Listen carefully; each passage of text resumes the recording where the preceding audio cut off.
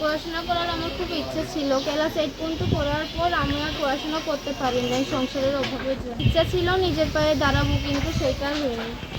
এখন বিয়ে শাদী করে যদি স্বামীর ঘর করতে পারি তাতেই। দর্শক, আপনাদের প্রীতীয় শুভেচ্ছা জানিয়ে শুরু করছি আমাদের আজকের প্রতিবেদন। তো দর্শক, দেখতেই পাচ্ছেন আমাদের সামনে এক আপু দাঁড়িয়ে আছে, আমরা তার গল্পটা শুন। তো দেখতেই পাচ্ছেন আমাদের সামনে এক আপু দাঁড়িয়ে আছে, আমরা তার গল্পটা শুনবো। আপু, আসসালামু আলাইকুম। ওয়ালাইকুম সালাম ভাই। কেমন আছেন? আলহামদুলিল্লাহ, আমি ভালো আছি। নাম কি আপনার? আমার নাম সাদিয়া। সাদিয়া, খুব সুন্দর নাম। সাদিয়া আপু, কি করেন? আমি কি করবো ভাই, মানুষের বাড়িতে সেলাই মেশিনে কাজ করি। সেলাই মেশিনে কাজ করেন। বয়স কত হবে আপনার? আমার বয়স 20 বছর। 20 বছর। বিয়ে শাদী করছেন? না, বিয়ে শাদী হয়নি এখনো। কি প্রেম টেম করতেছেন নাকি গোপনে? না, প্রেম টেম করি না। প্রেম করবো কার সাথে? প্রেম করার মানুষ থাকলে দেখি প্রেম করবো। কেন প্রেম করার মানুষের একটা ব্যবস্থা করতে পারেন নাই? মনের মতো মানুষ হয় না, প্রেম করি না তাই।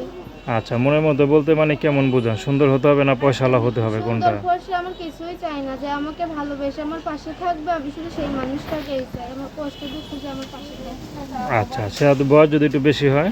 বয়স বেশি হইলে সমস্যা নাই, বয়স বেশি হইলে কি হবো তাই, যে ভালোবাসবে সে এমনিতেই ভালোবাসবে। আচ্ছা, পড়াশোনা কত দূর করছেন? পড়াশোনা আমি 8 পর্যন্ত করেছিলাম, তারপর আর পড়াশোনা করা সম্ভব হয়নি। কেন? হয়নি কারণ বাবা পাশে না থাকলে পড়াশোনা কিভাবে হবে।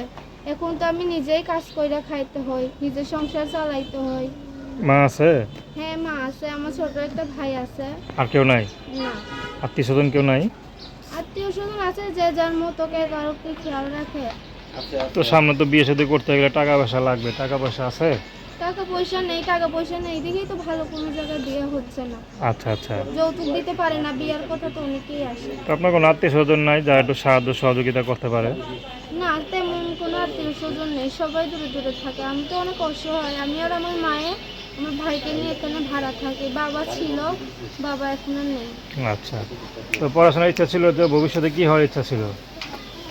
ভবিষ্যতে তো পড়াশোনা করে ভালো একটা চাকরি করার ইচ্ছে ছিল, কিন্তু পড়াশোনা করতে পারি নাই। তো এখন বিয়ে করতে পারলে সুখী নাকি? হ্যাঁ, এখন বিয়েই বসতে চাই। আমি বিয়ে করতে পারলেই সুখী হবো। একজন মনের মতো মানুষ পাইলে, যে আমার পাশে থেকে আমার দায়িত্ব নেবে, এরকম একটা মানুষ পাইলে আমি তার সাথে বিবাহ বসবো।